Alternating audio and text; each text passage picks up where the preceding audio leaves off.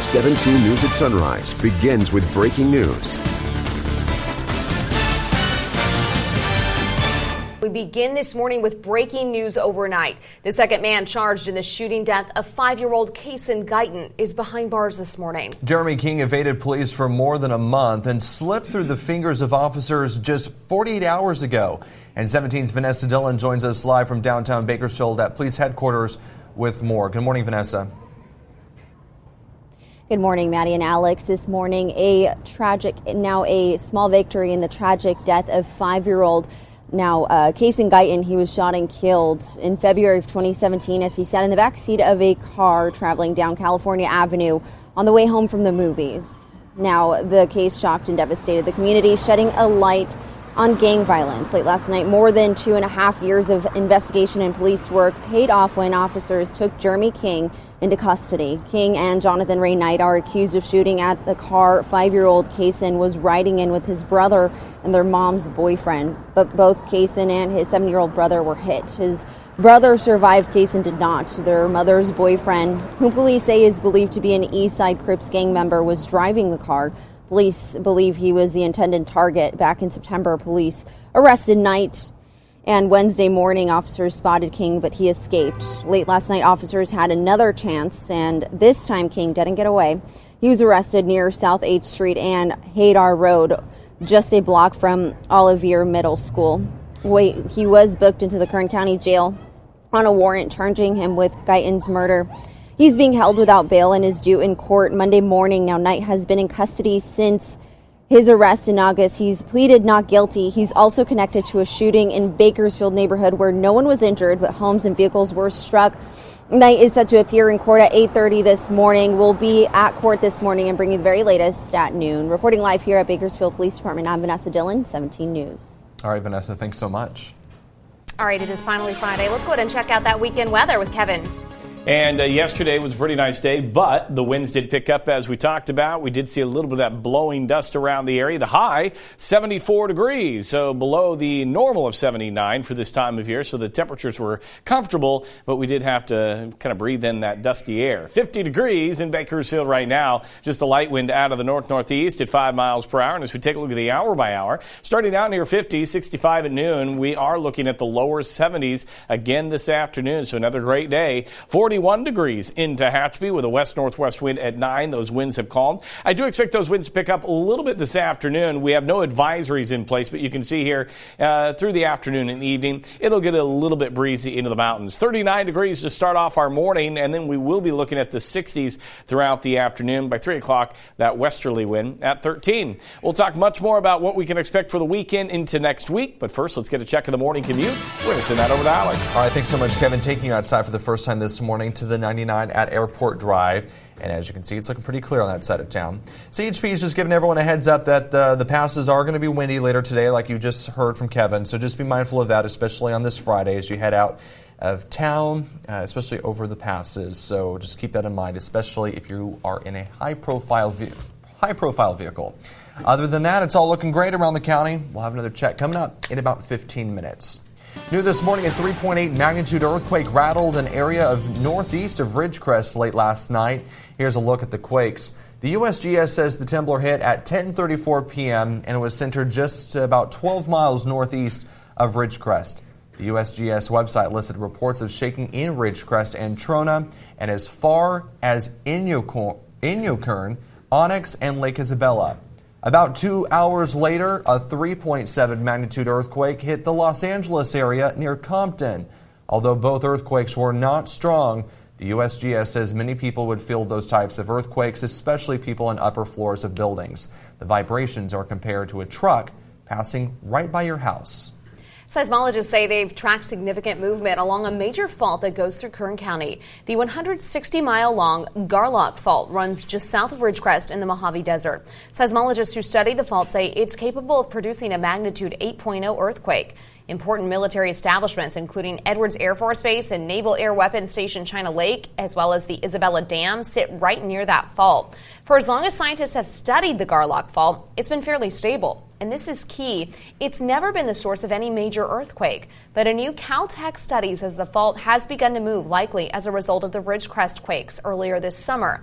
Local geologist Emily Fisher spoke to 17's Aton Wallace about what this latest discovery of movement could mean about the potential for a major earthquake. Technically, an 8.0 is possible, but really unlikely. There's never been an earthquake along the Garlock Fault in recorded history. But recorded history in California is nothing compared to geologic time. So for California, it's like, 150 years that we've had it's probably less than we've had seismometers going. So the fact that we've never witnessed an earthquake is not surprising to me at all. Seismologists say a major earthquake on this fault would most likely lead to shaking across Kern County, including Bakersfield, and could reach as far away as Ventura and Los Angeles. Emily Fisher will join us live this morning on set at 6 o'clock to talk about this new development. New challenges for Chevron as more oil leaks just west of Bakersfield pop up. Earlier this week, we told you Chevron cleaned up a massive oil seep.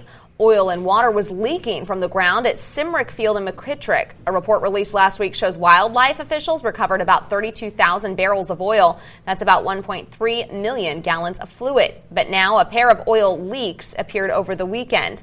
According to the Bakersfield, Californian state records show, one of the leaks is very active and released 2,000 barrels of crude. The Californian says Chevron claims the new seeps may be related to current efforts to fix the original oil seeps. A fire in Santa Barbara County continues to burn this morning. It's called the Real Fire. It sparked yesterday afternoon near El Capitan Canyon and prompted the closure of Highway 101. All lanes are open, but the fire has scorched some 443 acres. Firefighters say it's only 20% contained. Campgrounds at El Capitan State Beach were evacuated, and California State Park says camping reservations are canceled until further notice. No word on what sparked the blaze. The power's back on for all but a handful of Southern California Edison customers in Kern County. Yesterday, SoCal Edison activated another public safety power shutoff as high winds once again popped up in the forecast. Last night, 65 homes and businesses in Weldon, Onyx, and Canebrake had their power shut off. That's down to just 4 customers in Weldon. Some 2,000 customers in unincorporated parts of the county are still under a PSPS consideration. That includes Camp Owens, Kernville, Lake Isabella, Wofford Heights, and Bodfish. We have a link to the affected areas on our website, kget.com. Top executives at the state's largest utility are expected at an emergency meeting later today. State regulators plan to grill PG&E leaders about a massive preemptive power shutdown last week. The public safety power shutoff has been criticized as poorly executed and unacceptable. PG&E cut off power to more than 2 million people because of a high fire risk. The utility says its systems were damaged in more than 100 places. Spots PG&E says could have been a potential source of ignition for wildfire. State regulators have ordered the utility to audit its performance and outline corrective actions. Bakersfield police are working to track down a person investigators suspect of breaking into a home and performing inappropriate acts next to a teenager. And we now have an idea of what that man may look like. It happened at a home on Bell Terrace just west of Newstein Road around 1:30 Saturday morning. Police released this sketch of the suspect. BPD says the man broke into the home through an unlocked front door. A teenage girl inside woke up and found the man standing next to her bed performing lewd acts. Then he took off on foot. He was last seen wearing an orange long-sleeve shirt and black shorts. A close call for 2 Central Valley Sheriff's deputies after their plane crash landed. It happened around 6:30 last night, about a mile from the Stockton airport. The deputies were training on the Cessna when it lost power. They tried to make an emergency landing in a field, but the plane skidded into a chain-link fence and parked tractor trailer. No one on the ground was hurt. The exact cause of the power loss is still under investigation.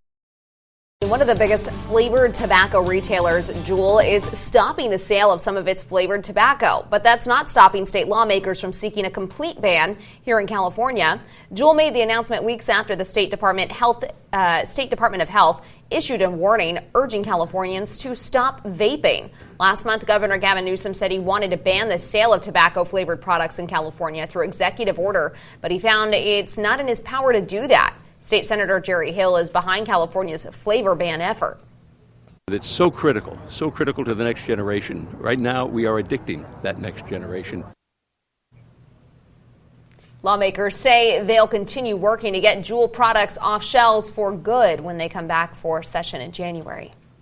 A state appeals court has temporarily blocked Oregon's ban on flavored vape products. Governor Kate Brown's executive order directed state agencies to enact a 6-month ban on the sale of flavored vaping products.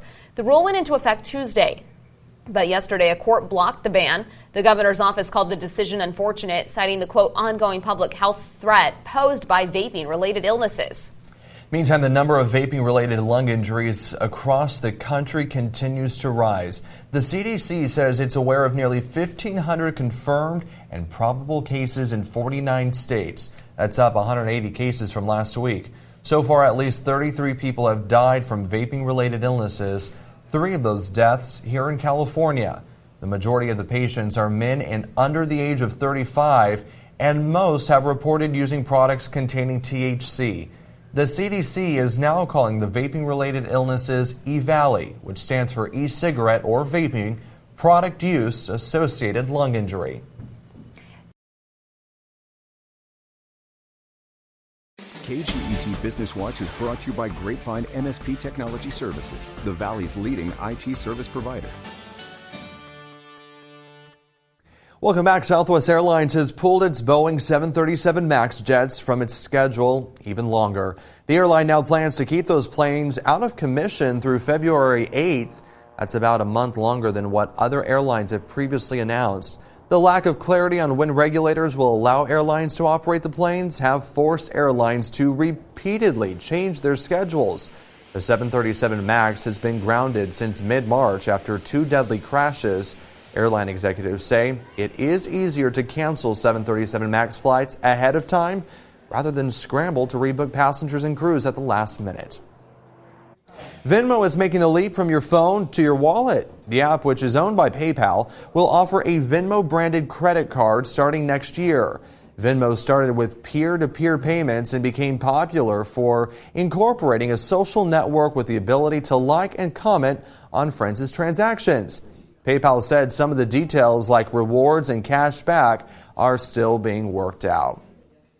Across the nation, businesses are struggling to find workers. A new report shows a growing labor shortage due to baby boomers retiring and not enough young workers to replace them. In today's Consumer Watch, one market expert says increasing legal immigration could be the best fix. Now hiring. According to June data from the Bureau of Labor Statistics, in 39 states there are more jobs than there are people looking for work. And economists say the shortage is due in large part to the baby boomer generation retiring by the millions. And because of that, the working age population in America is growing much more slowly, only about 0.2% per year this decade. The labor shortage is being felt in all sectors, but especially in education. According to September federal labor statistics, there's currently a 307,000 job shortfall in public education that can't keep up with growing student enrollment. And recent teacher strikes in several states reveal the reason many applicants are staying away: low pay and lack of resources. Meanwhile, David Kelly, chief global strategist with JP Morgan Chase, argues that increasing legal immigration could help replace America's aging workforce. So what you need to do, in fact, over the next decade is increase immigration, maybe from 1 million a year to 2 million a year. If you did that, you could actually grow the working age population. He also suggests making 3-year college degrees more available and even delaying eligibility for Medicare benefits to retirees by 1 year until the age of 66. For Consumer Watch, I'm Reed Binion.